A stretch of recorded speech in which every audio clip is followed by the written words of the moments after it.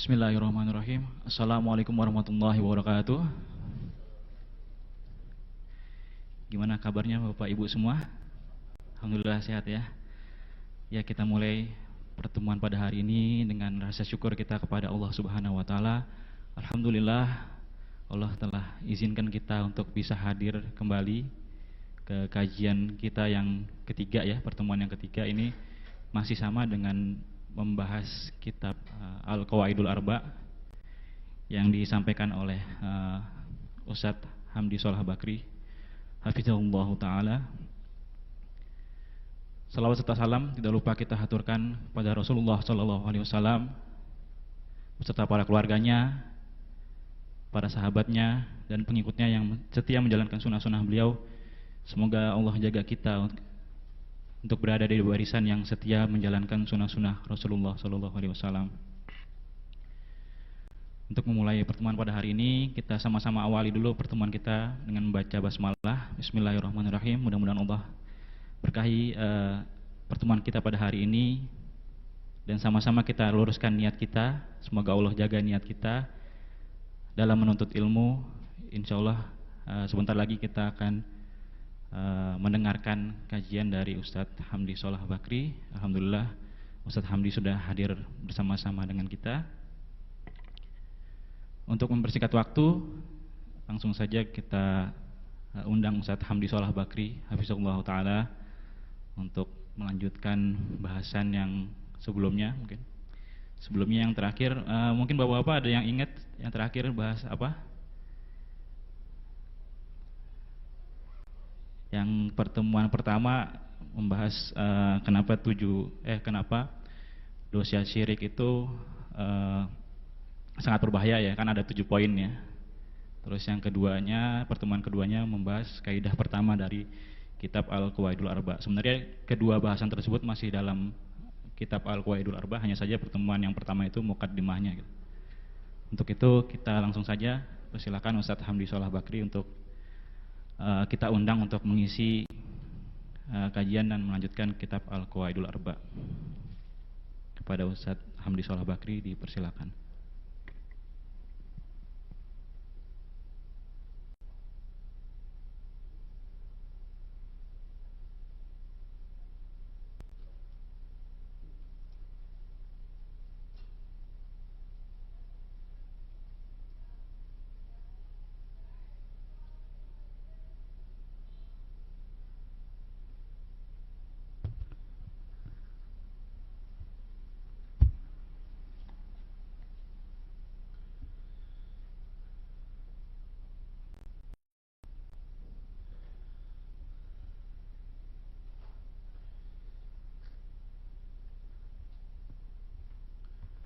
Bismillahirrahmanirrahim. Assalamualaikum warahmatullahi wabarakatuh.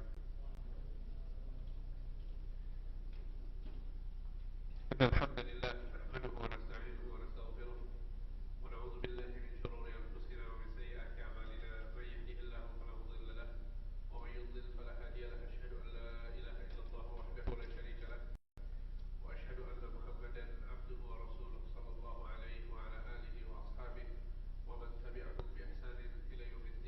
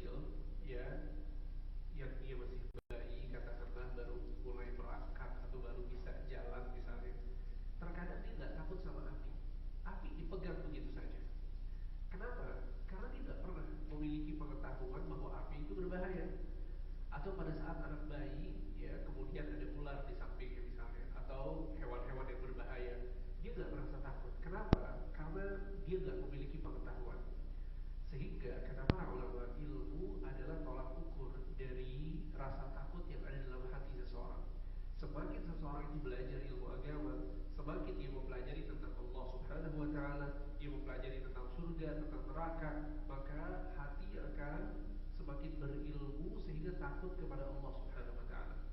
Ya, oleh karena itu cara yang paling ampuh supaya kita bisa lepas dari kebiasaan melakukan dosa dan maksiat adalah terus belajar.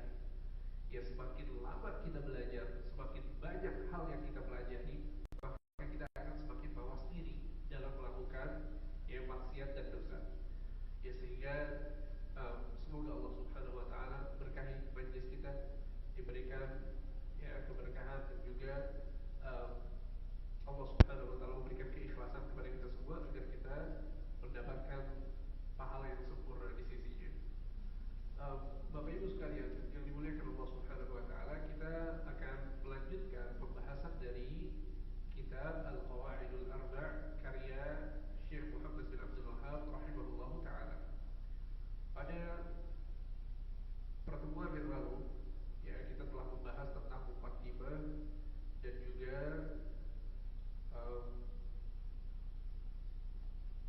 kaidah yang pertama. Ya, kita telah membahas tentang muqaddimah dan kaidah yang pertama. Ya, sehingga kita masuk ke kaidah yang kedua pada pertemuan kali ini. Ya, kaidah yang kedua, al-qaidah tsaniyah. Ya, silakan sambil dilihat catatannya atau bukunya. Penulis mengatakan al-qaidah tsaniyah annahum yaqulun ma da'awnahum wa tawajjahna ilaihim illa li talabil qurbati wasyafa'ah. Kaidah kedua, mereka berkata, kami tidak berdoa dan meminta kepada mereka kecuali untuk mendapat kedekatan dan syafaat. Ya, sehingga kaidah kedua ini teman-teman sekalian, judulnya adalah alasan perbuatan syirik orang-orang zaman sekarang sama dengan alasan perbuatan syirik orang-orang terdahulu, yaitu menjadikan makhluk sebagai perantara dalam beribadah kepada Allah. Ya, jadi sebagaimana yang sudah kita bahas juga ya, bahwa kitab Qawaidul Arba' ini membahas tentang 4 kaidah dalam memahami hakikat kesyirikan.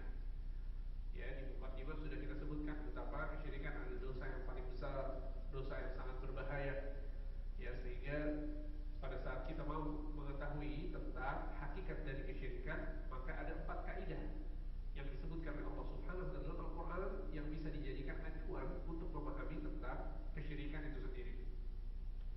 Sehingga kaidah yang kedua ini adalah ya, jadi orang-orang musyrikin Makkah, orang-orang kafir Quraisy yang berbuat syirik kepada Allah, pada saat mereka berbuat kesyirikan, mereka mengatakan bahwa sesungguhnya yang kami lakukan adalah kami sedang berharap untuk mendekatkan diri kami kepada Allah dan mendapatkan syafaat kepada Allah Subhanahu wa taala dari mereka.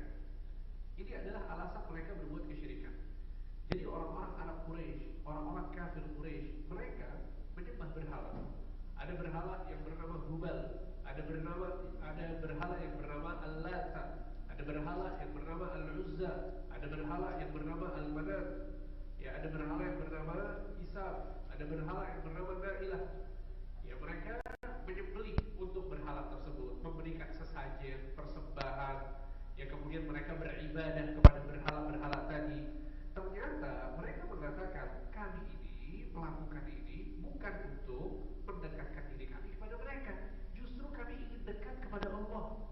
Kami ingin mendapatkan syafaat. Mereka adalah perantara antara kami dengan Allah Subhanahu wa taala. Karena pada saat kita melihat ya tentang sejarah fakta yang dilakukan oleh orang-orang kafir Quraisy, ternyata di antara berhala-berhala mereka ada sosok yang bernama Allat. Allata atau Allat ini, dia adalah orang yang soleh yang kemudian diagungkan setelah dia mati. Kenapa dinamakan Allata? Dinamakan Allata karena dia adalah seorang yang mengadon. Jadi dalam bahasa Arab Latta yalitu itu artinya mengadon. Ya, orang yang melakukan itu disebut dengan Allat. Allat adalah orang yang mengadon adonan roti. Apa yang dilakukan oleh orang ini? Setiap kali musim haji, ya, orang-orang datang ke Makkah, dia membuat makanan berupa roti, kemudian roti itu dibagikan secara cuma-cuma kepada orang yang datang ke Makkah. Ya, sehingga dia sangat terkenal, orang yang soleh, orang yang baik, orang yang sangat dermawan.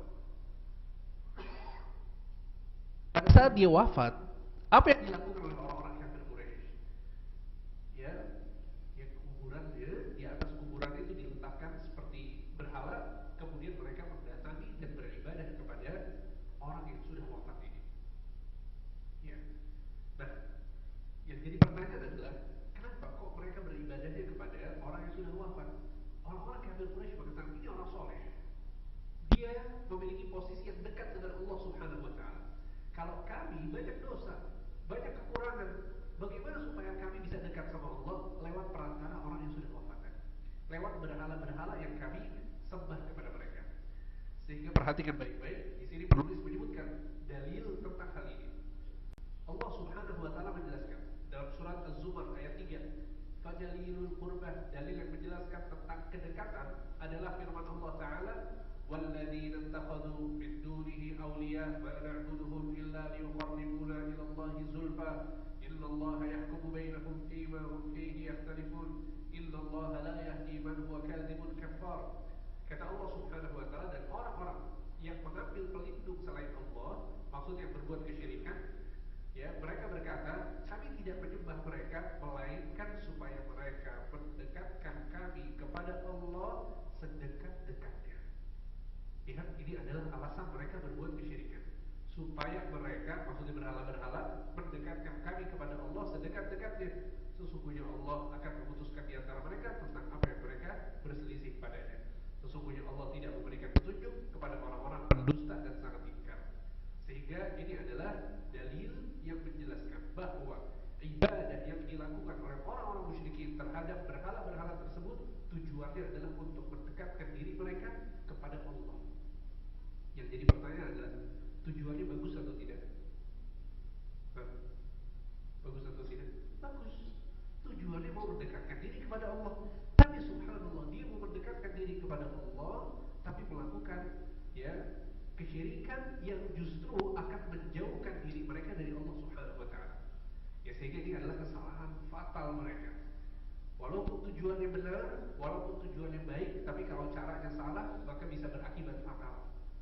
Kemudian yang berikutnya, kata penulis, alasan yang kedua, wa dalilus syafa'ah, dalil yang menjelaskan tentang syafaat, ya, adalah firman Allah taala, wa ya'buduna min dunillahi ma la yadhurruhum wa la yanfa'uhum wa yaquluna haula'i syufa'auna 'inda Allah. Ya, dan mereka menyembah selain Allah yang tidak dapat mendatangkan mudarat dan manfaat.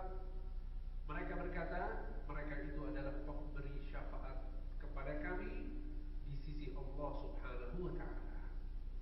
Sehingga ini adalah alasan yang kedua, yaitu orang-orang musyrikin, orang-orang yang berbuat kesyirikan, ternyata mereka berharap syafaat.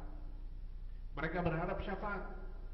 Ya, apa itu syafaat? Syafaat adalah perantara agar seseorang itu mendapatkan kebaikan, agar orang itu mendapatkan pahala, ya, mendapatkan kecintaan dari Allah. Caranya gimana? Melalui berhala-berhala tersebut, sesembahan-sesembahan selain Allah Subhanahu wa taala. Ya, sehingga teman-teman sekalian,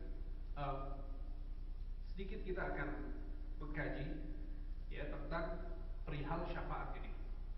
Ya, jadi apa itu syafaat dan kenapa orang-orang musyrikin itu terjerumus dalam kesyirikan karena sebab syafaat? Yang pertama, ya, bahwa syafaat maksudnya adalah, ya, atau arti secara bahasa diambil dari kata-kata syafa', ya, syafa'ah, ya, diambil dari kata-kata syafa'. Apa itu syafa'? Asy-syaf'u artinya adalah genap. Ya, asy-syaf'u adalah bilangan genap.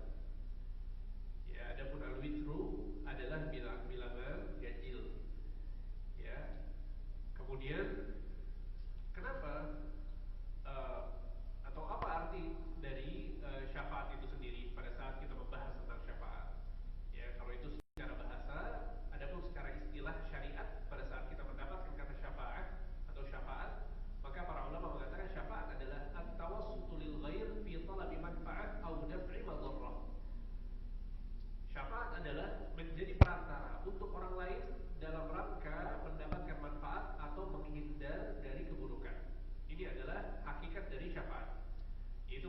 antara untuk orang lain dalam rangka mendapatkan manfaat atau menghindar dari keburukan. Ya, jadi bisa jadi seseorang nggak bisa mendapatkan kebaikan sendirian sehingga dia butuh bantuan orang lain.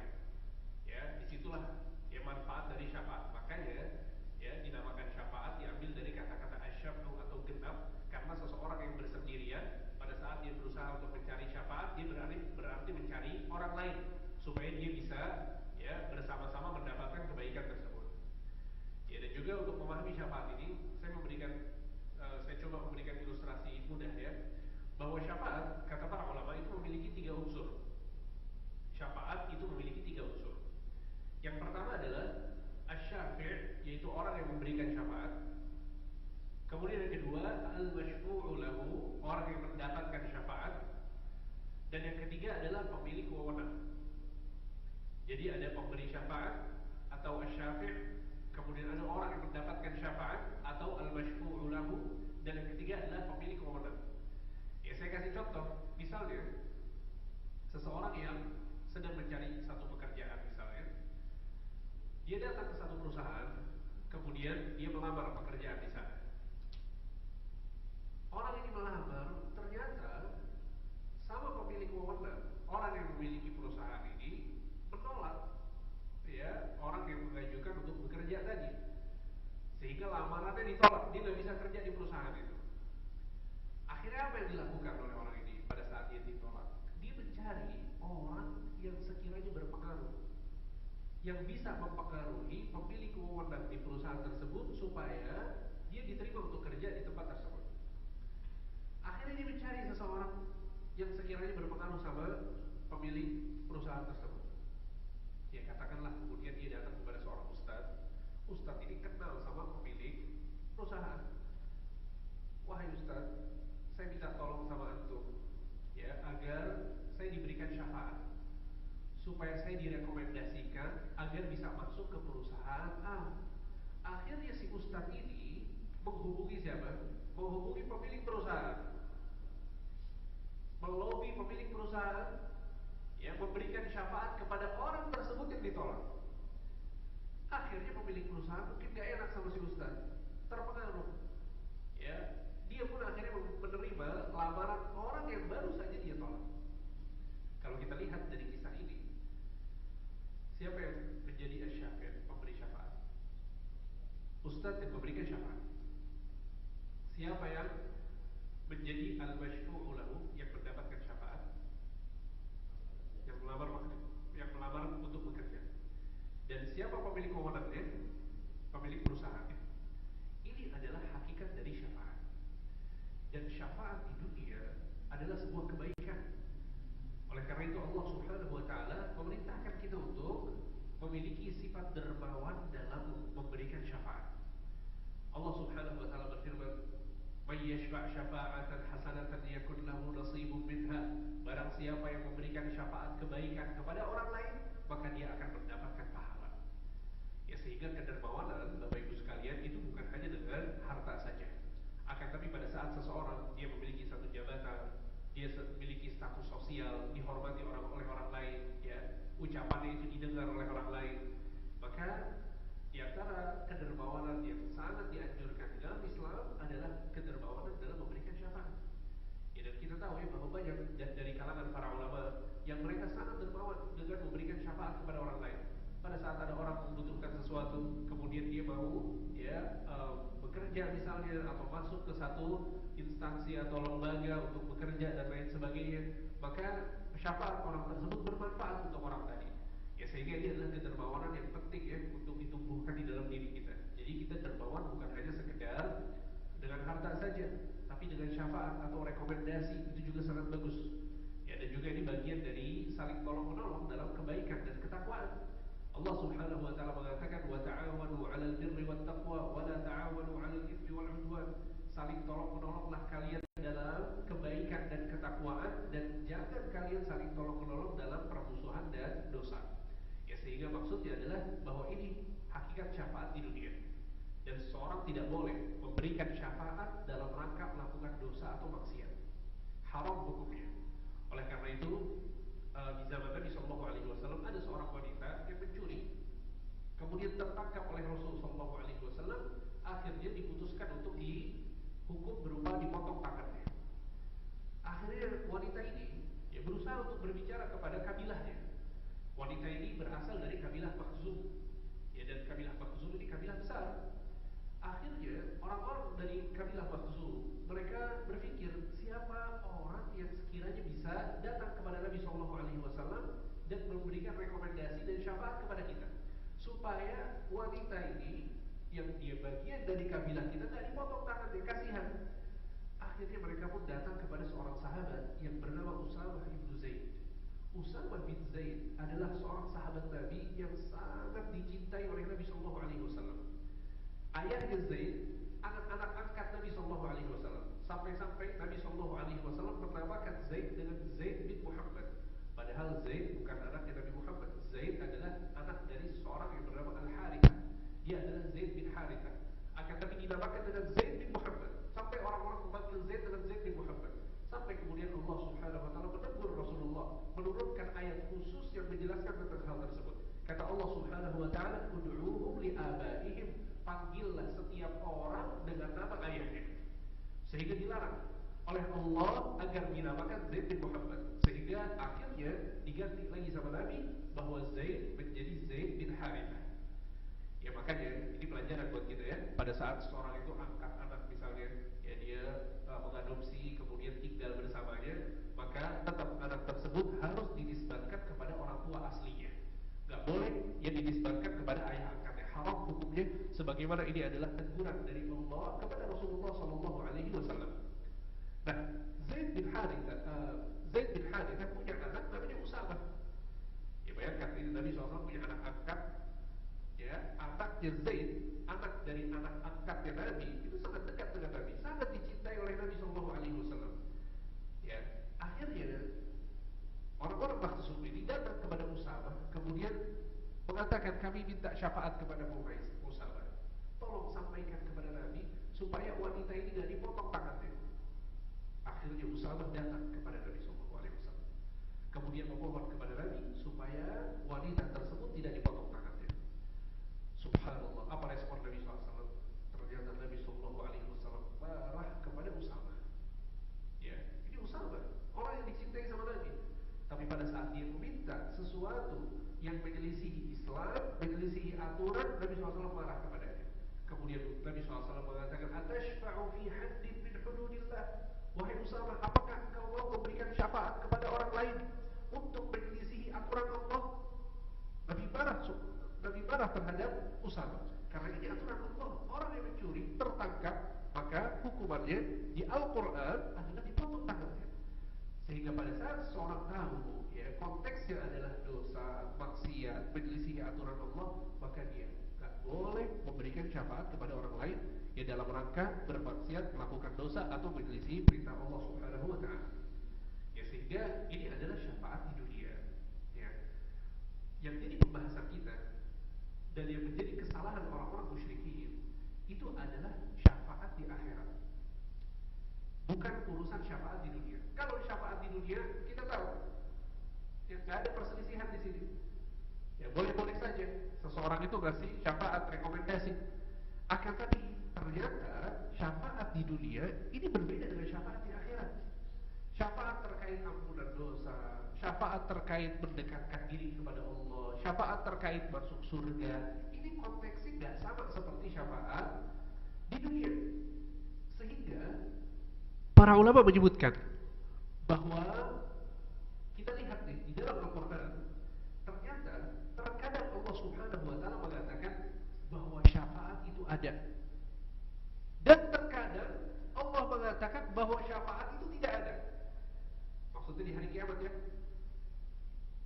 Sekali lagi saya ulangi. Terkadang Allah Subhanahu wa taala mengatakan syafaat itu ada, terkadang syafaat itu tidak ada. Apakah ini kontradiksi di dalam Al-Quran? Tentu tidak. Coba kita lihat. Penulis mengatakan, "Wasyafa'atu bisyafa'atan." Kata beliau sesungguhnya syafaat itu ada dua. Syafa'atun manfiyah wa syafa'atun mutsbatah. Yang pertama adalah syafaat manfiyah, yaitu syafaat yang ditiadakan oleh Allah. Yang kedua adalah syafa'atun mutsbatah, yaitu syafaat yang ditetapkan oleh Allah Subhanahu wa taala, bahwa syafaat itu ada. Ya. Sehingga ternyata syafaat itu memiliki syarat-syarat khusus. Syafaat itu memiliki syarat-syarat khusus. Ya. Apa saja syaratnya? Ada 3 syarat setidaknya. Syarat yang pertama adalah ridha Allah kepada pemberi syafaat. Ridha Allah kepada pemberi syafaat. Ini syarat yang pertama.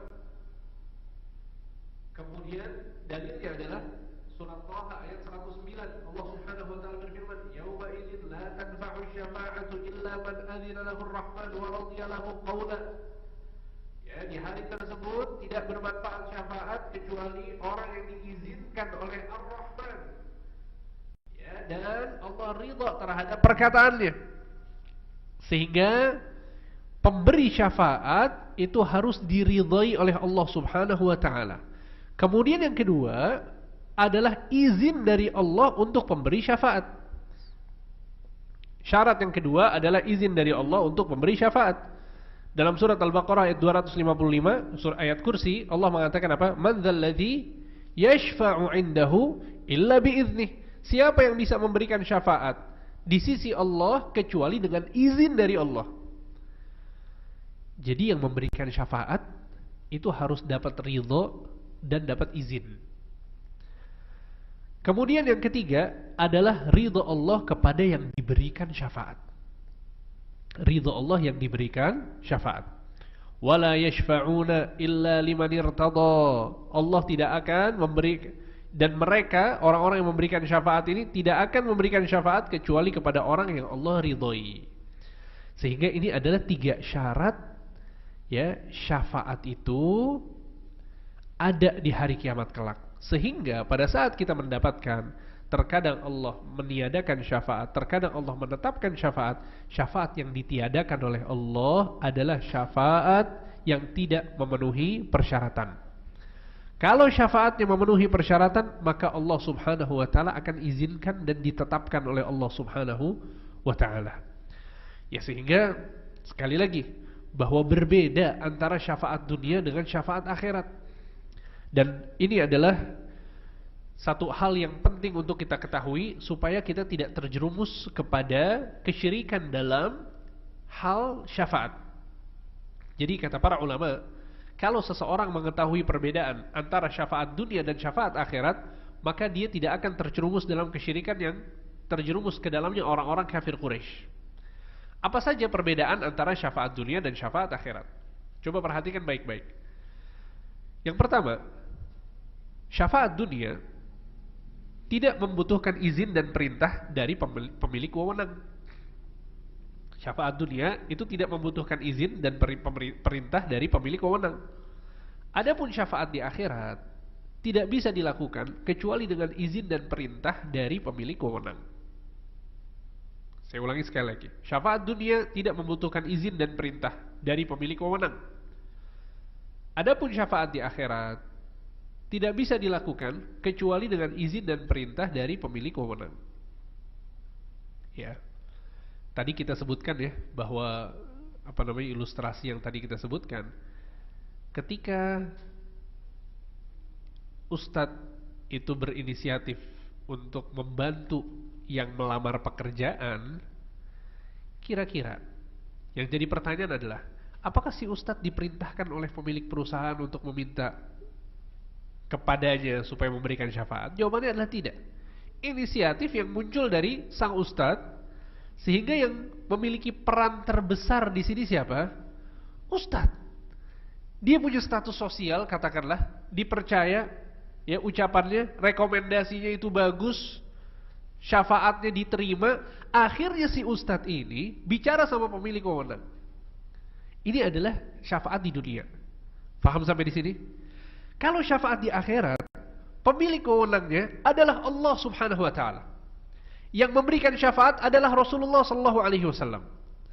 Ya, yang mendapatkan syafaat adalah umatnya. Siapa pemilik wewenangnya di sini? Siapa yang paling berperan di sini? Allah Subhanahu wa taala, ternyata Rasulullah sallallahu alaihi wasallam tidak bisa memberikan syafaat kecuali kalau Allah izinkan. Saya akan sebutkan satu hadis yang cukup panjang yang menjadikan kita betul-betul mengerti tentang konteks syafaat yang harus kita yakini supaya kita tidak terjerumus dalam kesyirikan. Perhatikan hadisnya baik-baik. Nabi sallallahu alaihi wasallam bercerita tentang apa yang akan terjadi nanti di hari kiamat. Kata Nabi sallallahu alaihi wasallam, "Idza kana yaumul qiyamah ma jannasu ba'dhum fi ba'dhin." Pada saat di hari kiamat nanti di padang mahsyar, manusia semuanya kebingungan. Mereka menunggu pengadilan Allah ditegakkan. Dan kita tahu bahwa satu hari di akhirat nanti sama dengan berapa tahun? 50.000 tahun. Sama dengan 50.000 tahun. Dan kondisinya manusia dihinakan oleh Allah. Kondisinya sangat sulit, sangat berat. Ya yuhsyarul mar'u yawmal qiyamati hufatan uratan ghurlan buhma. Kata Nabi sallallahu alaihi wasallam, setiap orang di padang mahsyar nanti mereka dikumpulkan dalam kondisi tidak memakai alas kaki, tidak memakai pakaian, dalam kondisi belum berkhitan dan tidak membawa harta sedikit pun. Hina luar biasa. Kemudian Nabi sallallahu alaihi wasallam juga mengatakan bahwa matahari didekatkan. Ya, tutla syamsu yaumal qiyamati minal khalqi, ya, biqdara mil. Ya, 1 mil perjalanan, ya, hanya 1 mil matahari itu didekatkan dari kepala manusia sehingga mereka sangat kepanasan. Dalam kondisi sulit seperti ini, kata Nabi, "Bajatna subhanahu fi ba'd." Mereka pun bingung, kalang kabut. Mereka sekarang berusaha untuk mencari orang yang bisa menyampaikan kepada Allah supaya pengadilan ini dimulai. Disinilah mereka membutuhkan orang yang bisa memberikan apa? Syafaat. Jadi konteksnya manusia adalah orang yang membutuhkan, ya, untuk diberikan syafaat. Dan mereka tahu bahwa pemilik wewenangnya adalah Allah. Ya, bahwa hari kiamat ini, padang mahsyar ini, yang memiliki wewenang adalah Allah Subhanahu wa taala. Yang memiliki pengadilan adalah Allah Subhanahu wa taala. Dan mereka sekarang sedang mencari orang yang bisa memberikan syafaat. Apa yang mereka lakukan? Nabi mengatakan, "Fayatuna Adam." Mereka pun datang kepada Nabi Adam. Kemudian mereka mengatakan, "Ishfa' lana ila rabbik." Wahai Adam, berikanlah syafaat kepada kami. Ya, datanglah kepada Allah, kemudian berikanlah syafaat kepada kami. Kemudian Nabi Adam mengatakan, "Lastu laha." Aku tidak punya wewenang untuk ini. Aku tidak bisa memberikan syafaat. "Walakin 'alaikum bi Ibrahim fa innahu khalilur rahman." Datanglah kepada Ibrahim, sesungguhnya dia adalah kekasih Allah. Maka mereka pun datang kepada Nabi Ibrahim. Kemudian Nabi Ibrahim mengatakan, "Lastu laha." Aku tidak bisa, aku tidak memiliki wewenang untuk memberikan syafaat. "Walakin 'alaikum bi Musa fa innahu kalimullah." Akan tapi datanglah kalian kepada Nabi Musa, sesungguhnya dia adalah orang yang langsung diajak bicara oleh Allah. Maka mereka pun datang kepada Nabi Musa. Kemudian Nabi Musa pun mengatakan, "Lastu laha." Aku tidak bisa. "Walakin 'alaikum bi Isa fa innahu ruhullahi wa kalimatuh." Tapi datanglah kalian kepada Nabi Isa, sesungguhnya dia adalah ruh yang ditiupkan oleh Allah dan makhluk yang diciptakan dengan kalimatnya Allah Subhanahu wa taala, kun fayatuna Isa. Maka mereka pun datang kepada Nabi Isa. Sampai Nabi Isa mengatakan, "Lastu laha." Aku tidak bisa. "Walakin 'alaikum bi Muhammad sallallahu alaihi wasallam." Akan tapi datanglah kepada Nabi Muhammad sallallahu alaihi wasallam. Kemudian Nabi mengatakan, "Fayatuni." Orang-orang datang kepada aku. Fa'aqul, maka aku pun mengatakan kepada mereka, "Ana laha." Sesungguhnya ini adalah aku yang bisa melakukannya. Aku yang bisa melakukannya. Nah, kira-kira apa yang dilakukan oleh Nabi sallallahu alaihi wasallam di sini sebagai orang yang mau memberikan syafaat? Kalau syafaat di dunia mempengaruhi pemilik wewenang, kemudian pemilik wewenang akhirnya melakukan apa yang diinginkan oleh pemberi syafaat, betul tidak? Itu syafaat di dunia. Kalau syafaat di akhirat, apa yang terjadi? Perhatikan hadisnya baik-baik. Nabi SAW kemudian mengatakan, "Fa'asta'zinu ala Rabbi." Aku pun minta izin kepada Tuhanku. Aku datang, fayu'zanuli. Kemudian Allah Subhanahu wa taala mengizinkanku dan aku pun bertemu dengan Allah. wa yulhimuni mahamida ahmaduhu biha la tahdurunil an. Ya, kemudian aku memuji dan memuja Allah Subhanahu wa taala dengan pujian-pujian yang saat ini aku tidak mengetahui pujian tersebut. Allahu akbar. Kata para ulama, ini menunjukkan bahwa Allah itu memiliki sifat-sifat yang sangat agung, yang sangat mulia, yang sangat indah. Pujian-pujiannya sangat banyak, sampai-sampai ada pujian-pujian yang sampai sekarang Nabi Muhammad saja tidak mengetahuinya. Kita tahu bahwa Allah Maha Kaya, Allah Maha Besar, Allah Maha Agung, Allah Maha Mulia, Allah Maha Pengasih lagi Maha Penyayang. Itu yang kita ketahui tentang Allah. Ternyata ada pujian-pujian yang lain yang sangat banyak sampai sekarang kita tidak mengetahui. Jangankan kita, Rasulullah Shallallahu Alaihi Wasallam saja tidak mengetahuinya. Oleh karena itu kata para ulama, keagungan Allah, kebesaran Allah, kebaikan Allah itu tanpa batas. Bahkan nama-nama Allah Subhanahu Wa Taala itu tanpa batas. Sebagian orang membatasi nama-nama Allah. Ya, berapa jumlahnya? 99 ya. Itu yang tersebar di kalangan masyarakat. Padahal para ulama mengatakan bahwa nama Allah itu tidak terbatas. Di antara dalilnya adalah hadis ini.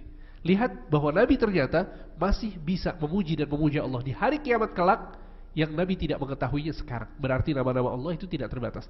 Karena nama-nama Allah hakikatnya adalah pujian bagi Allah. Bukan cuma sekedar nama. Ya, tapi nama Allah adalah pujian bagi Allah. Allah Ar-Rahman, Maha Pengasih. Ya, itu adalah pujian bagi Allah. Allah Al-Malik, Maha Raja, Maha Menguasai, itu pujian bagi Allah.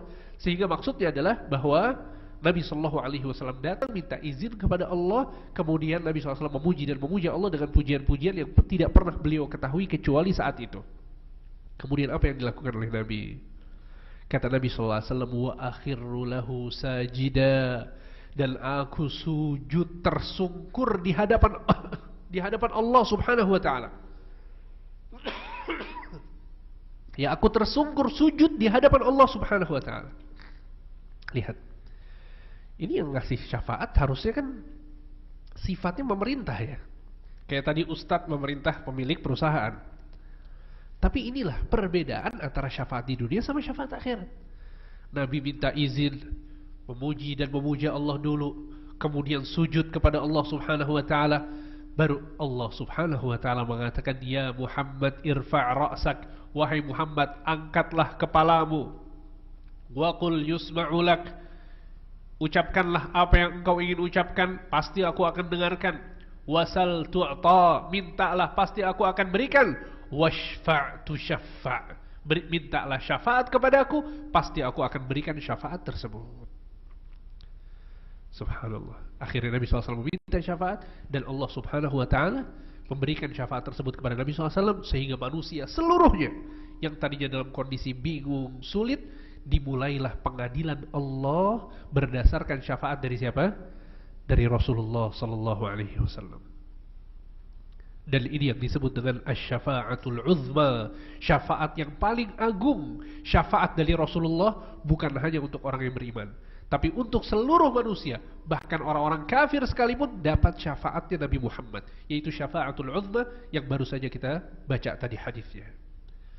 Dan syafaat ini, kedudukan ini disebut dengan al-maqamul mahmud, yang kita senantiasa mendoakan Nabi Shallallahu Alaihi Wasallam untuk mendapatkan kedudukan ini setiap kali selesai azan. Apa yang kita ucapkan setelah azan? Allahumma rabba hadhihi da'wati tammah wassalatil qa'imah ati Muhammadanil wasilata wal fadilah wa ba'athu maqaman mahmudan alladhi wa'adtah. Ya Allah, berikanlah kepadanya al-maqamul mahmud alladhi wa'adtah, yang telah engkau janjikan kepadanya. Al-maqamul mahmud, al-maqam artinya kedudukan, al-mahmud adalah yang terpuji. Kedudukan yang terpuji adalah bahwa Nabi SAW memberikan syafaat berupa syafa'atul 'uzma, syafaat yang paling agung kepada seluruh manusia di padang mahsyar nanti. Ya.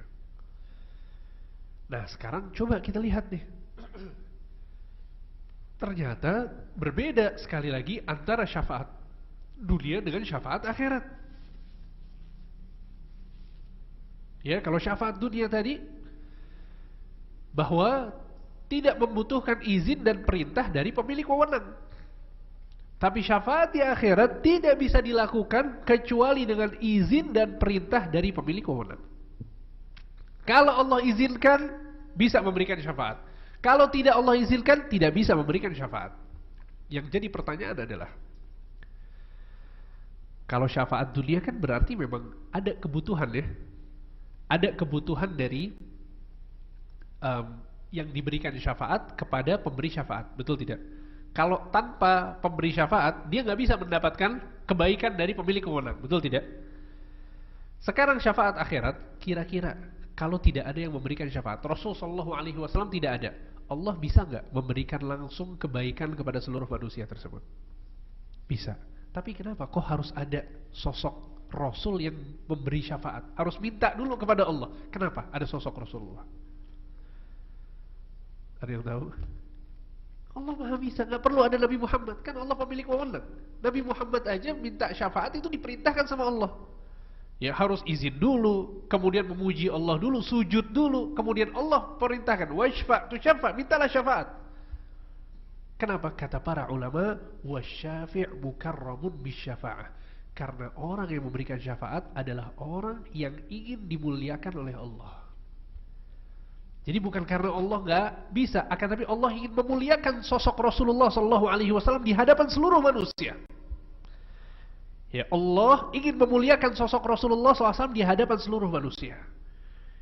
Ya, sehingga lihat ya perbedaan yang sangat signifikan ya antara syafaat dunia dengan syafaat akhirat.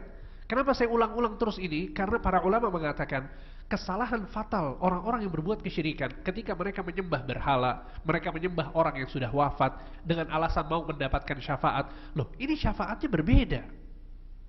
Syafaatnya berbeda.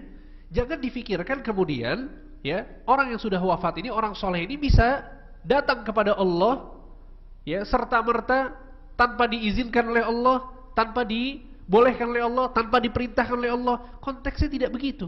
Kalau kita minta syafaat, kita mintanya kepada Allah Subhanahu wa ta'ala. Ya Allah, berikanlah kepadaku syafaat nabimu, gak masalah. Jangan kemudian kita minta kepada orang yang sudah wafat atau meminta kepada berhala, berikanlah kepadaku syafaat. Maka ini adalah bentuk kesyirikan kepada Allah. Karena kita mintanya kepada Allah Subhanahu wa ta'ala, karena Allah yang memiliki wewenang. Ya, kemudian di antara perbedaan antara syafaat dunia dan syafaat akhirat yang kedua adalah bahwa syafaat dunia, pemilik wewenang memiliki rasa butuh kepada pemberi syafaat. Pemilik wewenang memiliki rasa butuh kepada pemberi syafaat, atau takut atau segan kepada pemberi syafaat. Sekarang pemilik perusahaan tadi kan dia kan gak enak sama ustadz, betul kan? Sekarang ustadz datang kemudian itu ya, murid saya yang suka ikut kajian sama saya, kenapa gak diterima di perusahaan kamu?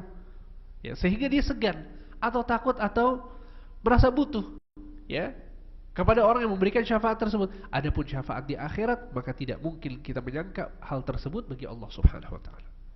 Ya, Allah gak butuh sama Nabi Muhammad. Sekali lagi, Allah Subhanahu wa ta'ala adalah Allah Tuhan yang menciptakan Nabi Muhammad, yang memberikan kehidupan kepada Nabi Muhammad sallallahu alaihi wasallam.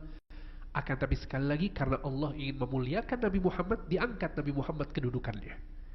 Ya, sehingga ini adalah perbedaan yang kedua. Kemudian perbedaan yang ketiga adalah bahwa syafaat dunia biasanya pemilik wewenang terpaksa memberikan bantuan karena sebab pemberi syafaat.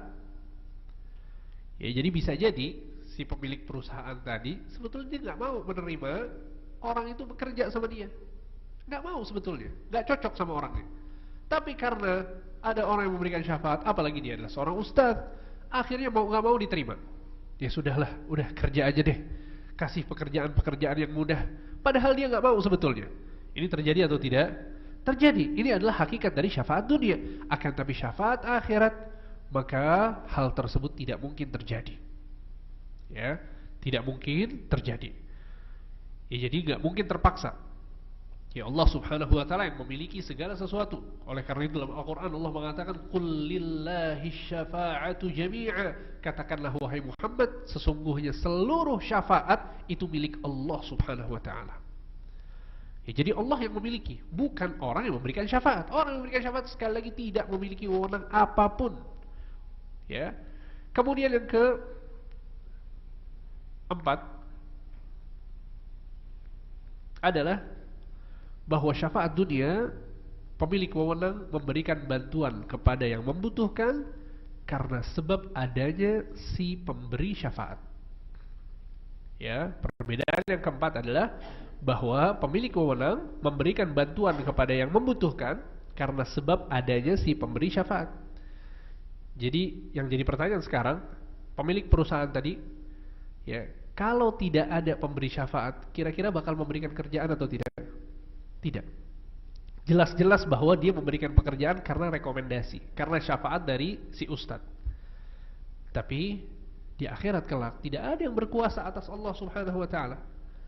Ya, ada Nabi Muhammad atau tidak ada Nabi Muhammad, semuanya bisa dilakukan oleh Allah.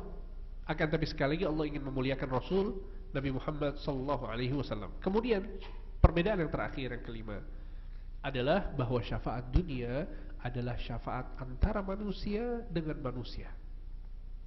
Syafaat dunia adalah syafaat antara manusia dengan manusia. Adapun syafaat di akhirat, maka antara yang memiliki wewenang dengan pemberi syafaat adalah antara Tuhan dengan hambanya. Ya, sehingga berbeda konteksnya. Jangan pernah disamakan. Ya, karena sekali lagi orang-orang musyrikin, orang-orang yang berbuat kesyirikan, mereka merasa bahwa seakan-akan mereka menyamakan antara Allah dengan manusia. Ya, jadi kalau di dunia, ya, pemilik wewenang, katakanlah seorang raja atau seorang presiden misalnya, ada orang-orang yang di sekitarnya yang bisa memberikan pengaruh kepadanya. Entah menteri-menterinya, orang-orang terdekatnya itu bisa memberikan pengaruh. Kita nggak punya akses langsung ke seorang raja, seorang pemimpin, maka pada saat kita punya akses ke menteri-menterinya, itu kita bisa mempengaruhi. Raja lewat siapa? Lewat menteri-menterinya. Nah, sebagian orang berpikir Allah itu seperti itu. Ya Allah, ini kemudian kita datang ke orang yang soleh yang sudah wafat, ya, kemudian dia ya bisa seakan-akan mempengaruhi Allah untuk memberikan kebaikan kepada kita. Maka ini konteksnya berbeda. Ini bukan antara makhluk dengan makhluk, ini antara makhluk dengan Allah Subhanahu wa taala. Sehingga kesimpulannya adalah bahwa alasan kesyirikan yang dilakukan oleh orang-orang yang berbuat kesyirikan dengan niatan untuk mendapatkan kedekatan dari Allah atau untuk mendapatkan syafaat dari orang tersebut yang dia sembah, ini adalah alasan yang tidak bisa diterima.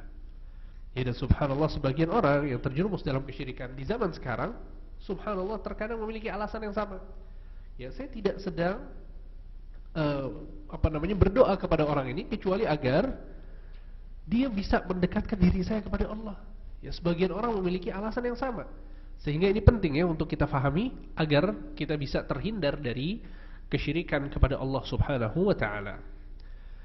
Kemudian teman-teman sekalian, lanjutan dari perkataan penulis, ya, kita kembali ke kitab lagi. Beliau mengatakan wasyafa'atu syafa'atan, syafa'atun manfiyah wa syafa'atun muthbatah. Syafaat itu ada dua. Syafaat manfiyah yang ditiadakan oleh Allah dan syafaat muthbatah, syafaat yang ditetapkan oleh Allah Subhanahu wa taala. Kemudian beliau merinci, apa itu syafaat manfiyah, syafaat yang ditiadakan? Kata beliau, fasyafa'atul manfiyah ma kanat tutlabu min ghairillah fima la yaqdiru alaihi illallah. Ya, waddalilu qawluhu ta'ala ya ayyuhalladzina amanu anfiqu mimma razaqnakum min qabli an ya'tiya yawmun la bay'un fihi wala khullatu wala syafa'ah wal kafiruna humudz zalimun. Syafaat manfiyah adalah syafaat yang diminta dari selain Allah pada perkara yang tidak bisa dilakukan kecuali oleh Allah. Ya, dalilnya adalah firman Allah Ta'ala, wahai orang-orang yang beriman, berinfaklah dari rizki yang kami berikan kepada kalian sebelum datangnya hari yang tidak ada perdagangan, persahabatan dan syafaat, dan orang-orang kafir adalah orang-orang yang zalim. Ya, sehingga ini adalah syafaat yang ditiadakan oleh Allah, yaitu yang diminta dari selain Allah, sebagaimana yang tadi kita sebutkan. Ya, minta syafaat itu kepada Allah, bukan kepada makhluk. Ya, dan juga dalam perkara yang tidak bisa dilakukan kecuali oleh Allah Subhanahu wa taala. Apa maksudnya? Pada perkara yang tidak bisa dilakukan kecuali oleh Allah, maksudnya adalah untuk mengkecualikan syafaat dunia yang tadi kita sebutkan. Ya, kalau syafaat dunia kita minta tolong sama orang, ya, orang itu bisa melakukannya, maka nggak masalah. Ya kan, tapi kalau sifatnya adalah tentang akhirat, masuk surga, dapat pahala, maka nggak boleh kita meminta kecuali kepada Allah Subhanahu wa taala. Sehingga itu maksud dari perkataan penulis, pada perkara yang tidak bisa dilakukan kecuali oleh Allah. Perkara yang tidak bisa dilakukan kecuali oleh Allah adalah perkara surga, neraka, ya pahala, pengampunan dosa. Itu nggak bisa dilakukan kecuali oleh Allah. Akan tapi sekali lagi kalau perkaranya dunia, kita masuk ke satu perusahaan untuk bekerja, kemudian ada orang yang bisa merekomendasikan kita, memberikan syafaat kepada kita, maka itu nggak masalah, sebagaimana yang tadi sudah kita jelaskan. Kemudian kata beliau, wasyafa'atul muthbatah, dan syafaat muthbatah hiya allati tutlabu minallah, yaitu syafaat yang diminta kepada Allah. Wasyafi'u mukarramun bisyafa'ah, asy-syafi' pemberi syafaat adalah orang yang dimuliakan dengan syafaat yang tadi kita sebutkan. Wal mashfu'u lahu man radhiyallahu faqawlahu wa 'amalahu ba'dal idzni, dan al mashfu'u lahu, orang yang mendapatkan syafaat adalah orang yang diridhai Allah perkataan dan perbuatannya serta mendapatkan izin dari Allah. Kama qala ta'ala, Allah Subhanahu wa ta'ala berfirman, man dzalladzi yashfa'u 'indahu illa bi'iznih, tidak ada seorang pun yang dapat memberikan syafaat di sisi Allah tanpa seizinnya. Nggak mungkin, harus ada izin dari Allah sampai dapat syafaat. Ya, surat Al-Baqarah ayat 255. Karena kita berbicara tentang syafaat, maka ada faedah ilmu yang penting untuk kita ketahui juga tentang masalah syafaat ini, yaitu macam-macam syafaat di akhirat nanti. Ya, kita berharap mendapatkan syafaat karena syafaat ini adalah kebaikan. Ya, maka apa saja syafaat yang disebutkan di dalam Al-Quran dan As-Sunnah, ya, maka syafaat di akhirat ada 7 macam. Syafaat di akhirat ada 7 macam. Ya, 4 macam hanya dimiliki oleh Nabi Muhammad SAW. Kemudian 3 macam yang dimiliki oleh Nabi Muhammad dan selain beliau. Ya, jadi syafaat di akhirat ini ada 7. Yang 4 khusus milik Nabi, ya, yang 3 dimiliki juga oleh orang lain selain Nabi Sallallahu Alaihi Wasallam. Yang pertama adalah asy-syafa'atul 'uzma, syafaat yang paling agung, atau yang disebut dengan al-maqamul mahmud, kedudukan yang terpuji. Ya, dan ini adalah apa yang tadi kita sampaikan, ya, yang kita pelajari tadi, yaitu pada saat di padang mahsyar seluruh manusia berkumpul, mereka menunggu pengadilan dari Allah itu dimulai, ya, maka Nabi Shallallahu Alaihi Wasallam pun memberikan syafaat. Ya, maka itu yang disebut dengan asy-syafa'atul 'uzma atau al-maqamul mahmud. Asy-syafa'atul 'uzma artinya syafaat yang agung, al-maqamul mahmud artinya kedudukan yang tinggi, kedudukan yang terpuji. Itu yang pertama. Dan tentu ini khusus bagi Nabi Sallallahu Alaihi Wasallam. Dalilnya adalah surat Al-Isra ayat 79. Allah Subhanahu Wa Taala berfirman, wa minal laili fatahajjad bihi nafilatan lak asa ayyab'atsaka rabbuka maqaman mahmuda. Dan di malam hari bertahajudlah. Ya, fatahajjad bihi. Ya, laksanakanlah salat tahajud, bangunlah dari kasurmu untuk melaksanakan salat nafilatan lak, sebagai, ya, pahala untukmu. Asa ayyab'atsaka rabbuka maqaman mahmuda, sesungguhnya Allah akan mengutusmu, membangkitkanmu dengan kedudukan yang terpuji. Maksudnya adalah syafaat al-'uzma. Ya, kemudian syafaat yang kedua adalah syafaat untuk para penghuni surga agar masuk surga. Syafaat untuk para penghuni surga agar masuk surga. Ini juga khusus bagi Nabi Muhammad SAW.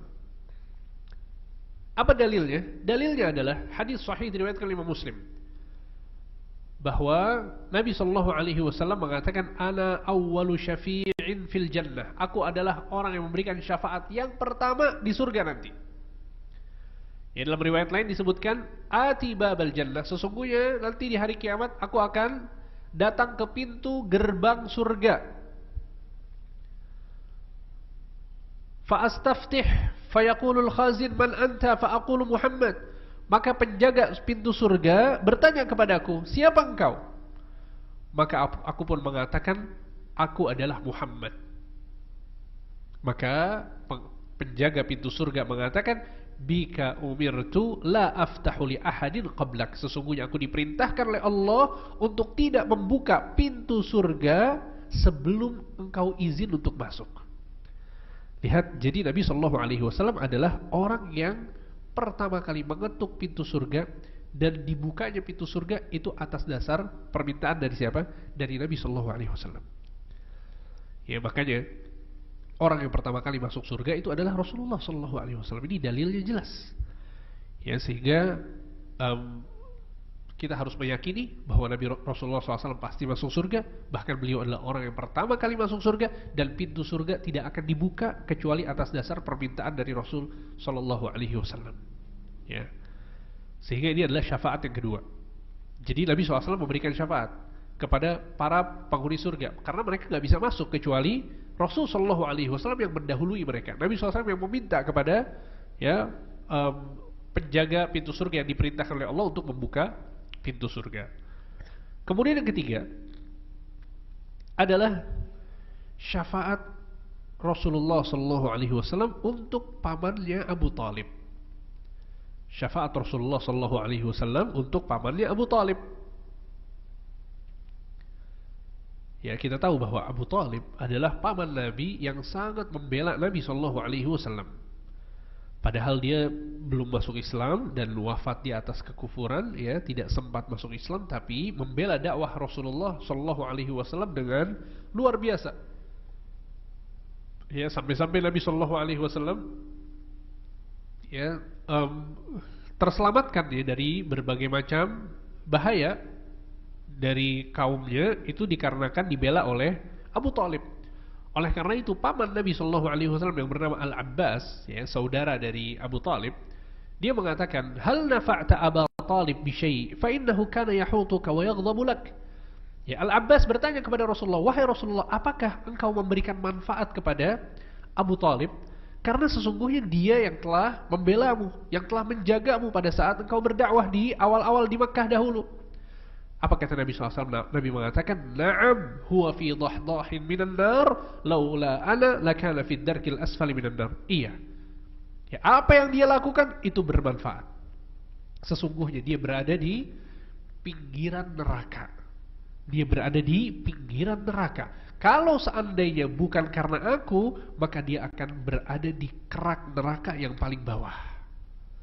Ya, dahdah minan nar. Arti dari kata dahdah adalah pinggiran neraka yang ketika seseorang itu berdiri, yang terkena apinya itu hanya bagian bawah kakinya saja. Ya, dahdah, ya, dalam bahasa Arab, pada saat seseorang itu datang ke pantai, dia berdiri di pantai, ya, kakinya basahnya cuma bagian bawah aja, sampai mata kaki. Ya, pada saat air laut yang cetek itu disebutkan dengan dahdah. Kata Nabi SAW, dia di neraka itu di bagian pinggirnya saja. Ya, kalau bukan karena aku, maka dia akan masuk ke dalam neraka yang paling bawah, di keraknya neraka. Ya. Kemudian juga dalam hadis lain Nabi mengatakan, la'allahu tanfa'uhu syafa'ati yaumal qiyamah. Sesungguhnya Abu Talib aku berikan syafaat di hari kiamat. Sesungguhnya Abu Talib aku berikan syafaat di hari kiamat, dan dia mendapatkan manfaat dari syafaatku. Apa manfaatnya? Kata Nabi sallallahu alaihi wasallam, fayuj'alu fi dahdahin min nar yablughu ka'bay yaghli minhu dimaghuh. Dia berdiri di atas pinggiran neraka, api hanya sampai di kedua mata kakinya saja, akan tapi otaknya mendidih. Ya, hadis sahih diriwayatkan Imam Bukhari dan Muslim. Dan ini adalah azab ahli neraka yang paling ringan. Azab ahli neraka yang paling ringan. Ya. Ya, dan ini syafaat Nabi sallallahu alaihi wasallam untuk pamannya Abu Talib. Tayyib, dan ini kekhususan untuk Abu Talib, ya. Hanya dia yang mendapatkan syafaat ini. Tidak ada lagi penghuni neraka lain yang mendapatkan syafaat ini. Ya. Dan Abu Talib dalam kondisi seperti ini, diazab dengan cara seperti ini sampai kapan? Selama-lamanya. Selama-lamanya. Wal'iyadzubillah. Jadi walaupun dapat syafaat, tapi syafaat ini hanya untuk meringankan azab, bukan untuk mengeluarkan dari neraka. Ya, ini yang dijelaskan oleh para ulama. Kemudian yang keempat adalah syafaat beliau dia untuk sebagian umatnya yang masuk surga tanpa hisab. Syafaat beliau untuk sebagian umatnya yang masuk surga tanpa hisab. Ya, sehingga Nabi sallallahu alaihi wasallam diberikan kekhususan oleh Allah Subhanahu wa taala agar memasukkan sebagian dari umatnya ke dalam surga tanpa azab dan tanpa hisab. Ya, jadi ini kemuliaan yang luar biasa ya untuk umat Nabi Muhammad sallallahu alaihi wasallam. Bahwa ada di antara mereka yang masuk surga bukan cuma tidak diazab, tapi tidak dihisab sama sekali. Apa itu hisab? Hisab adalah perhitungan. Hisab adalah audit. Hisab adalah pada saat seorang dicek amal solehnya, amal buruknya itu dicek, dihitung. Ya, ini adalah hisab dan sebagian dari kalangan umat Nabi Muhammad tidak dihisab sama sekali. Ya, mereka tidak ditimbang amalannya, tidak ditanya amalannya, tidak dimintakan pertanggungjawaban, langsung dimasukkan ke dalam surga. Ya, dan ini kemuliaan yang luar biasa yang Allah Subhanahu wa taala berikan kepada umat Nabi Muhammad sallallahu alaihi wasallam. Ya, jadi dalam sebuah hadis disebutkan ya, pada saat Nabi sallallahu alaihi wasallam dipersilahkan oleh Allah untuk meminta syafaat, maka Nabi mengatakan fa'aqulu ummati ya rabbi ummati ya rabbi ummati ya rabbi, wahai Tuhanku, umatku, wahai Tuhanku, tolonglah umatku, tolonglah umatku. Kemudian Nabi Allah mengatakan ya Muhammad, wahai Muhammad, adkhil min ummatika man la hisaba alaihim min babil ayman min abwabil jannah wa hum syuraka'un nas fi ma siwa dzalika minal abwab. Ya, kata Allah Subhanahu wa taala, wahai Muhammad, masukkanlah sebagian dari umatmu ya ke dalam surga dari pintu sebelah kanan tanpa hisab dan tanpa azab.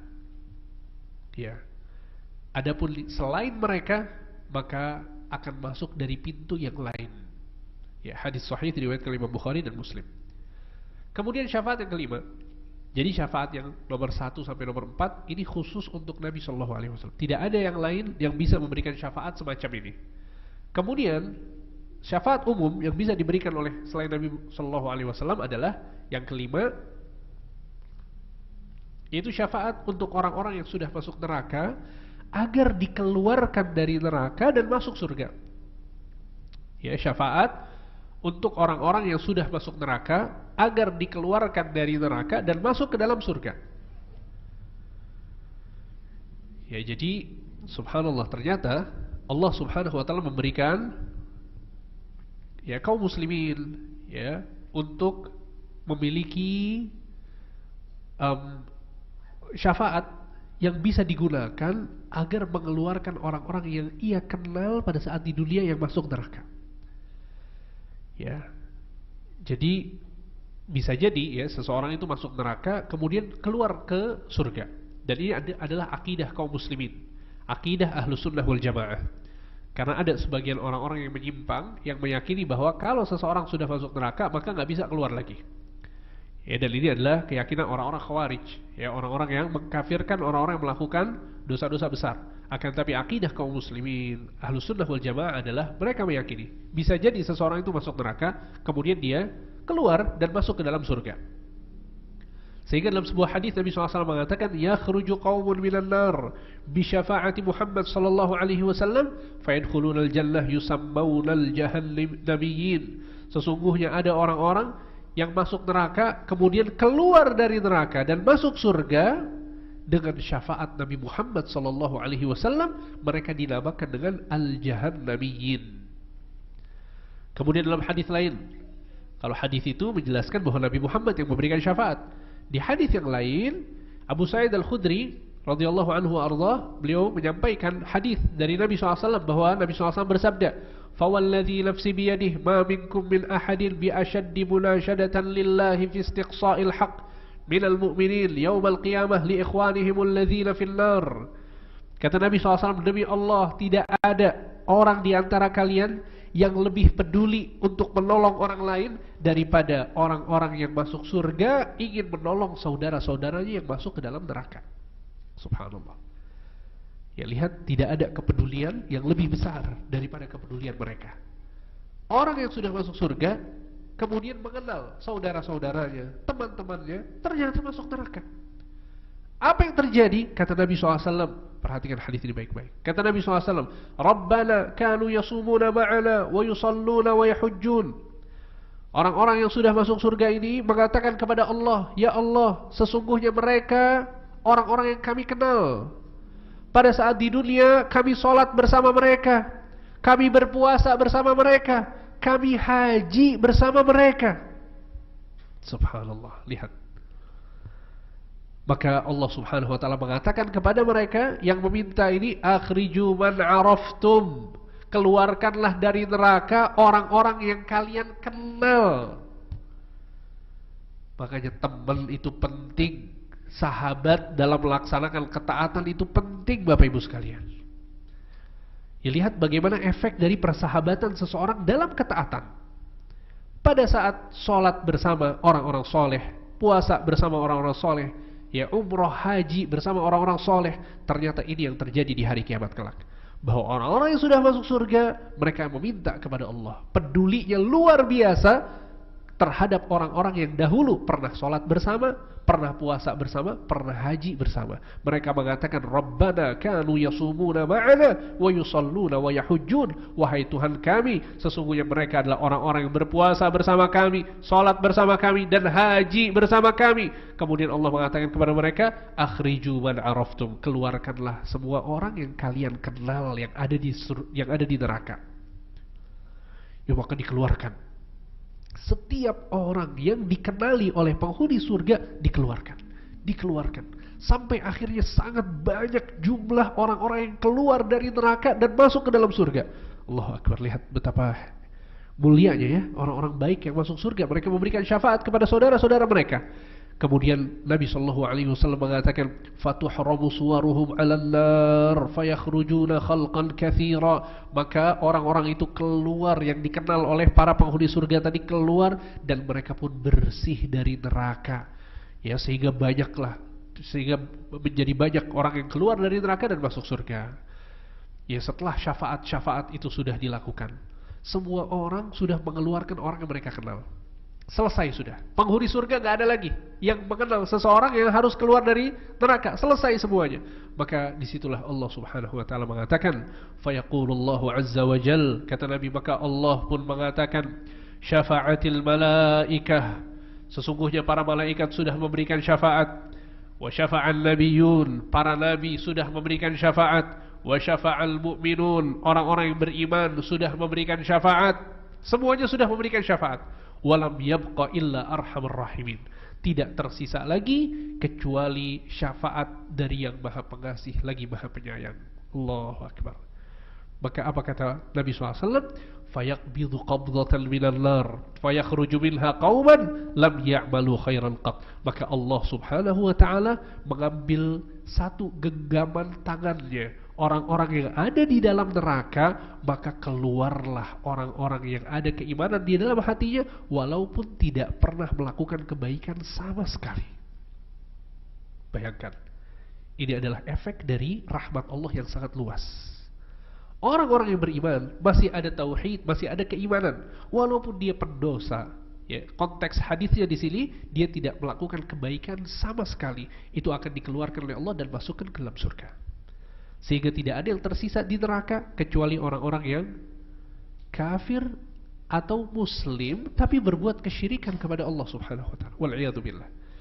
Ya, coba bayangkan teman-teman sekalian, disinilah kita mengetahui betapa pentingnya kita belajar tauhid, betapa pentingnya kita belajar akidah. Makanya penting sekali kita untuk mengkhususkan waktu kajian belajar tauhid, belajar akidah. Ya, karena kita dapatkan ya, sebagian orang subhanallah ya suka tema-tema tertentu kecuali akidah, kecuali tauhid. Ya, tema terkait rumah tangga dia suka, tema terkait ya hal-hal yang misalnya sifatnya adalah fikih, tata cara sholat, tata cara wudu, tata cara puasa dia suka misalnya. Tapi gak hadir kajian-kajian terkait tauhid, terkait akidah, ya masalah kesyirikan. Padahal ini adalah inti dari agama kita, dan ini yang bisa menentukan apakah kita masuk surga atau masuk neraka. Ya tentu bukan berarti kemudian tema-tema itu gak bagus ya, semuanya bagus. Ya, segala sesuatu yang sifatnya adalah bagian dari agama Islam penting dan bagus. Akan tapi kalau kita lihat dan juga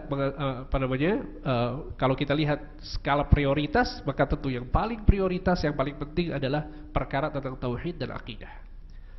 Ya, seperti itu. Kemudian syafaat yang berikutnya adalah syafaat yang ke-6, yaitu syafaat untuk orang-orang yang seharusnya masuk neraka.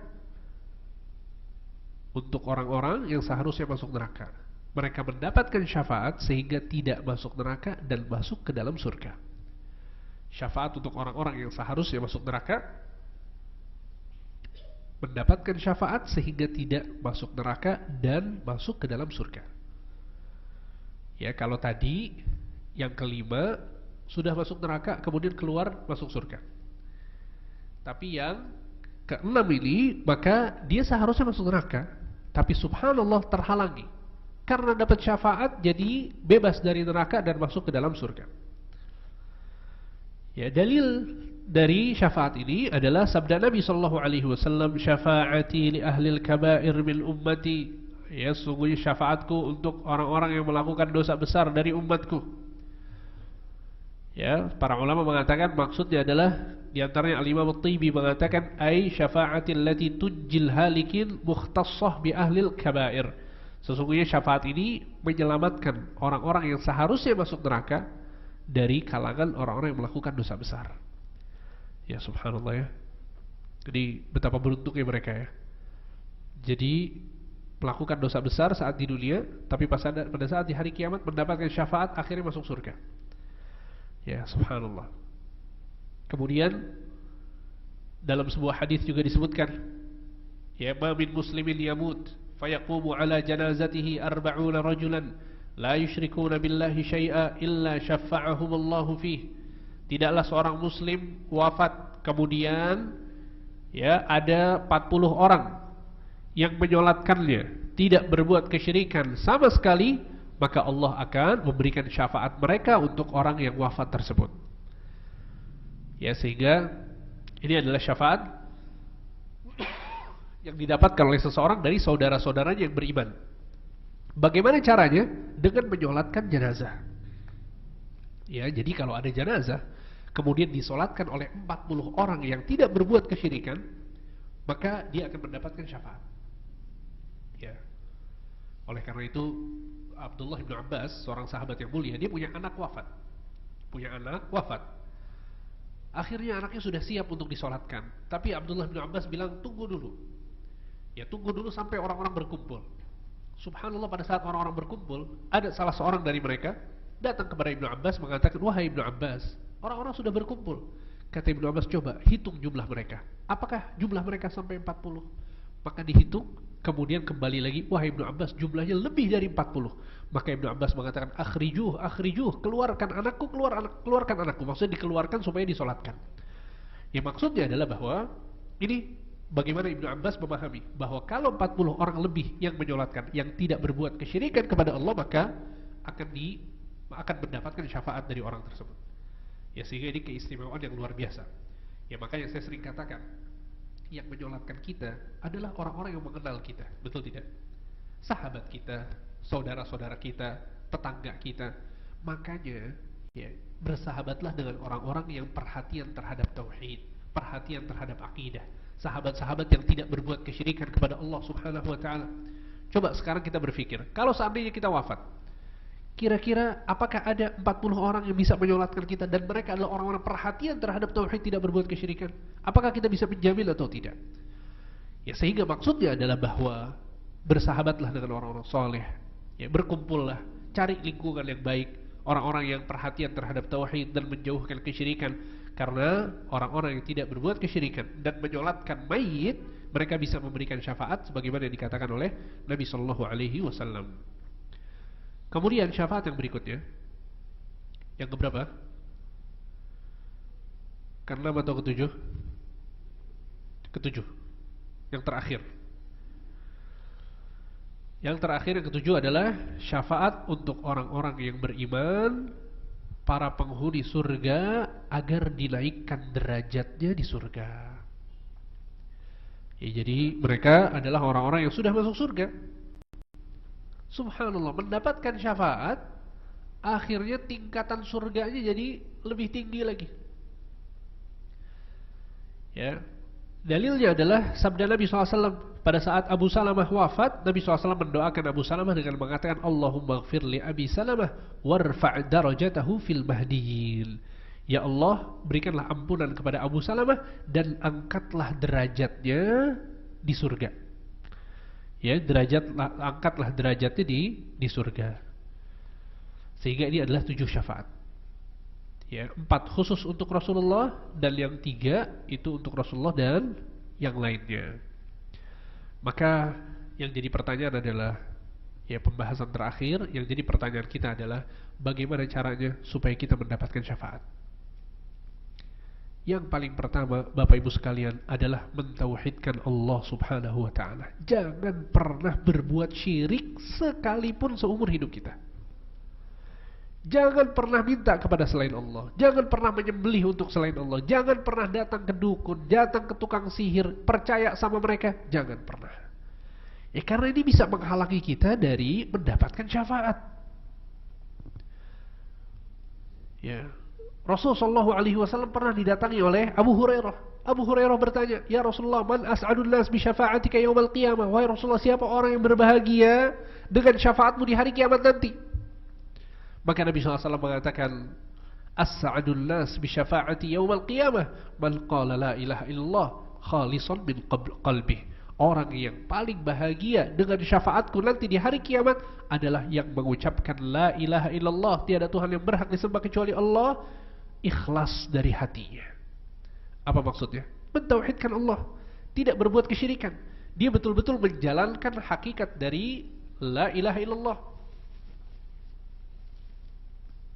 Ya, sehingga ini adalah cara yang paling pertama.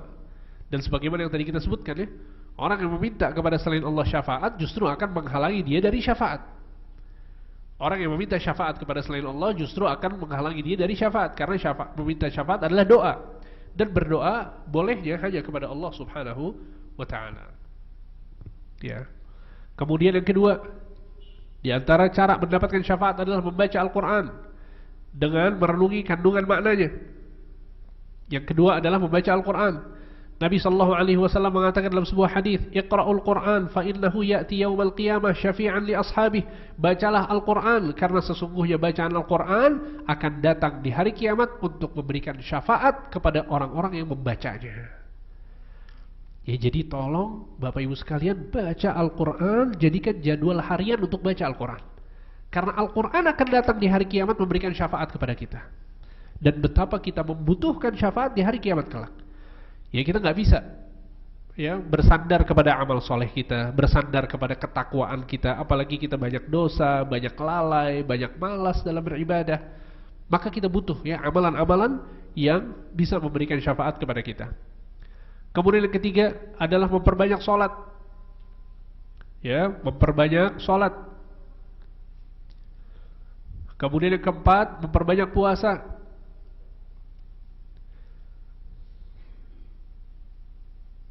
Yang kelima, berdoa setelah azan. Yang keenam, jenazah yang disolatkan oleh 40 orang ahli tauhid, sebagaimana yang tadi kita sebutkan. Ya. Dalil tentang memperbanyak solat adalah pada saat seorang sahabat yang bernama Rabi'ah al-Aslami berkata kepada Nabi SAW, "As'aluka murafaqataka fil jannah." Wahai Rasulullah, aku meminta kepadamu untuk berdekatan denganmu di surga kelak. Maka Nabi SAW mengatakan, "A'inni ala nafsika bikathratis sujud." Bantulah aku untuk mewujudkan permintaanmu dengan memperbanyak sujud. Maksud memperbanyak sujud di sini apa? Memperbanyak sholat. Ya, karena ibadah sujud itu harus dilakukan dengan sholat. Kecuali sujud-sujud tertentu, ya, seperti sujud syukur, ya, tayyib. Kemudian ya sujud syukur, sujud tilawah. Ya, adapun sujud secara umum maka dia harus dilakukan dengan sholat. Makanya maksud dari memperbanyak sujud sini adalah memperbanyak sholat. Ya, jadi maksudnya adalah di sini sahabat meminta untuk berdekatan dengan Nabi di surga. Nabi mengatakan apa? A'inni ala nafsika, bantulah aku untuk mewujudkan permintaanmu. Maksudnya adalah Nabi akan memberikan syafaat. Tapi caranya gimana? Dia memperbanyak sholat. Kemudian memperbanyak puasa juga. Ya, Nabi SAW mengatakan as-siyamu wal Qur'an yashfa'ani lil 'abdi yaumal qiyamah. Sesungguhnya Al-Quran dan puasa akan memberikan syafaat kepada orang yang melakukannya di hari kiamat kelak. Al-Quran dan syafaat akan memberikan Al-Quran dan puasa akan memberikan syafaat kepada yang melakukannya di hari kiamat kelak. Baik. Kemudian kata Nabi SAW, yaqulus siyam, puasa akan berkata kepada Allah, ay Rabbi, wahai Tuhanku, mana'tuhu ta'am wa syahawat bin nahar. Sesungguhnya aku telah melarang orang ini untuk makan dan syahwat di siang hari.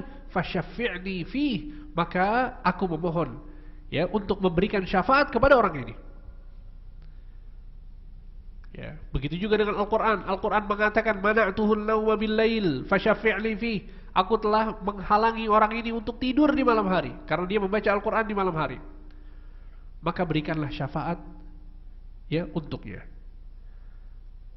Qala fayusyaffa'an, maka akhirnya puasa dan Al-Quran Allah izinkan untuk memberikan syafaat dan manfaat kepada orang tersebut. Ya, kemudian juga berdoa setelah mendengarkan kumandang azan, sebagaimana yang tadi kita sebutkan ya.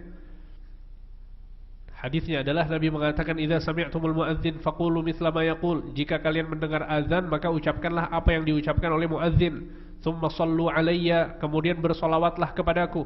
Fa innahu man shalla alayya salatan sallallahu alaihi biha 10. Barang siapa yang bersolawat kepadaku 1 kali saja, maka Allah akan bersolawat kepadanya 10 kali.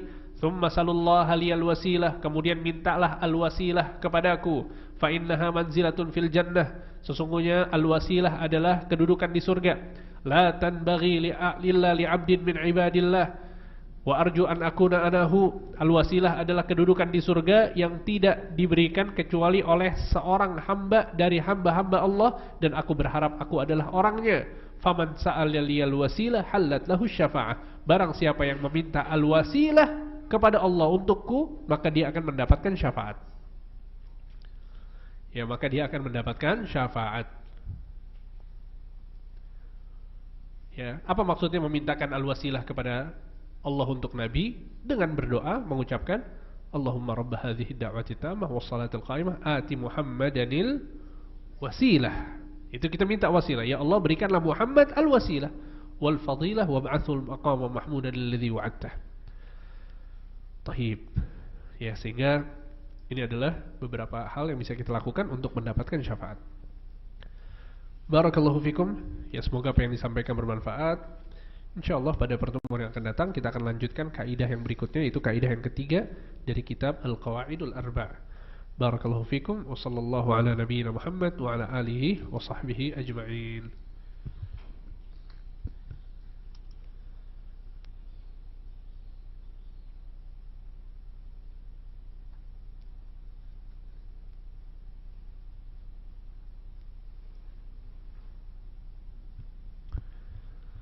Ustadz izin bertanya, apakah orang yang sudah mengetahui hadis syafaat tadi tetap akan meminta syafaat secara berurutan dari Nabi Adam, Ibrahim, Nabi Musa, Nabi Isa, baru kemudian Nabi Muhammad, atau bisa langsung datang kepada Nabi Muhammad karena kita sudah mengetahui alurnya? Gimana kira-kira? Ya, dapat bocoran ya.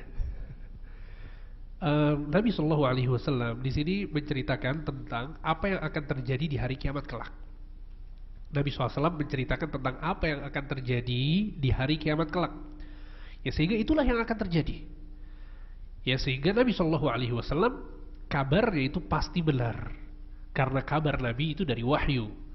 Ya, jadi bukan berarti bisa langsung ya. Atau misalnya nih, kan urutannya nanti di hari kiamat padang mahsyar dulu, kemudian ya kita minum di telaganya Nabi, Tayyib, kemudian baru ada persidangan ya, hisab, kemudian ditimbang. Nah Ustadz, saya mau langsung ditimbang aja biar cepat ya, bisa atau enggak? Ya tentu nggak bisa ya. Maksudnya adalah bahwa ini yang akan terjadi yang diceritakan oleh Allah dalam Al-Quran dan Nabi SAW dalam sunnah-sunnahnya. Wallahu a'lam.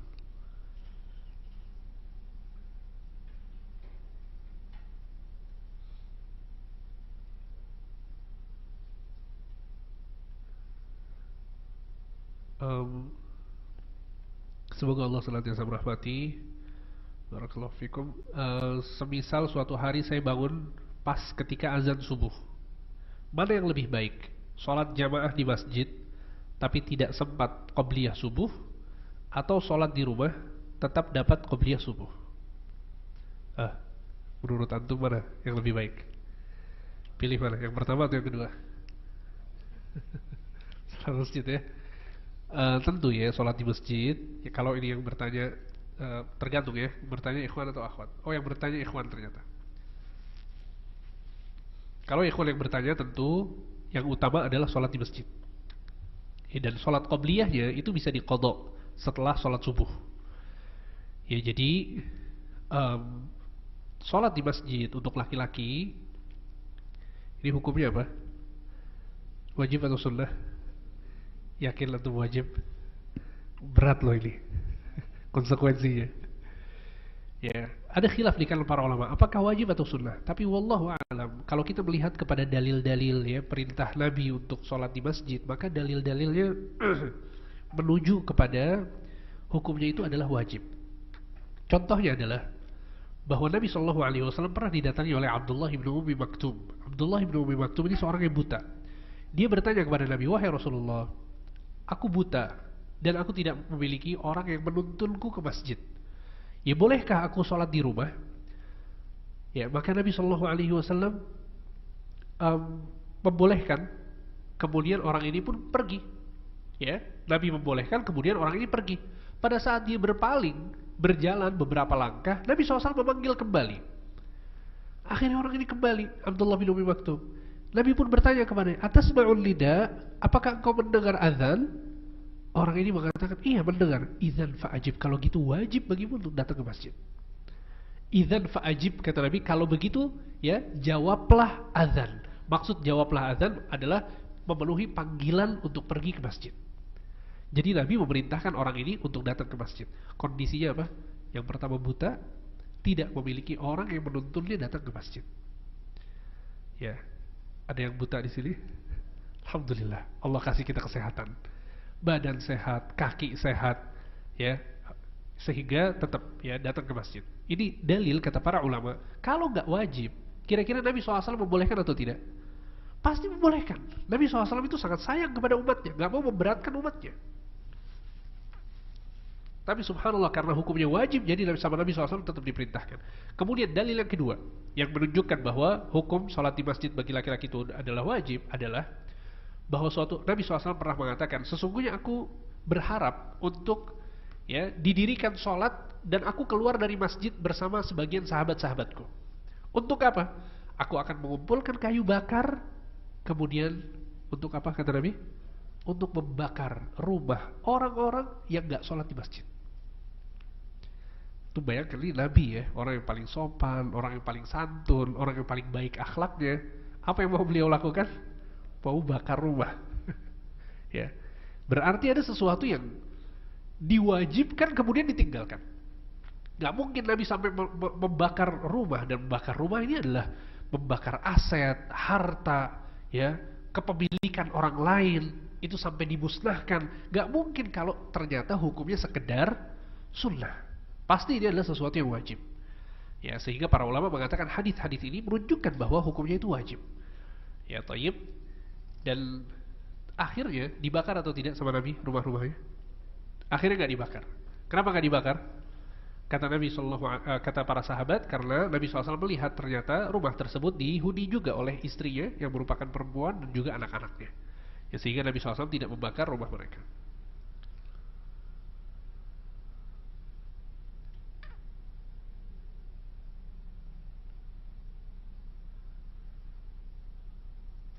Saya pernah mendengar hadis yang mengatakan bahwa jalil yang keguguran saat sudah bernyawa bisa memberi syafaat untuk orang tuanya. Syarat apa saja yang harus dipenuhi oleh orang tuanya agar syarat syafaat tersebut bisa diridhoi oleh Allah Subhanahu wa taala. Betul ya, ada hadis diriwayatkan oleh Imam Nasai, dihasankan atau disahihkan oleh Syekh Al-Albani rahimahullah, bahwa Nabi SAW menjelaskan, ya ketika seorang wanita itu keguguran dan janinnya itu sudah ditiupkan ruh, maka di hari kiamat kelak, ya janinnya ya akan menarik ibunya ke dalam surga dengan ari-arinya. Ya, dengan ari-arinya.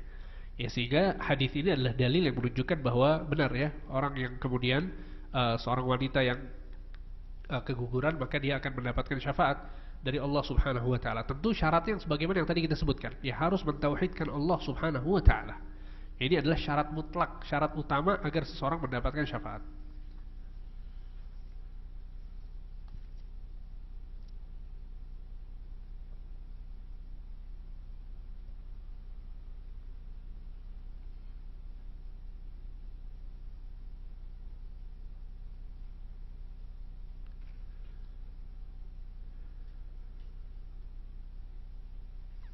Baik, mungkin hanya itu yang bisa disampaikan Bapak Ibu sekalian. Semoga apa yang kita pelajari bermanfaat dan bisa kita amalkan dalam keseharian kita. Wassallallahu ala nabiyina Muhammad wa ala alihi wa sahbihi ajma'in. Kita tutup dengan doa kafaratul majlis. Subhanakallahumma wa bihamdika asyhadu an la ilaha illa anta astaghfiruka wa atubu ilaik. Wassalamu alaikum warahmatullahi wabarakatuh.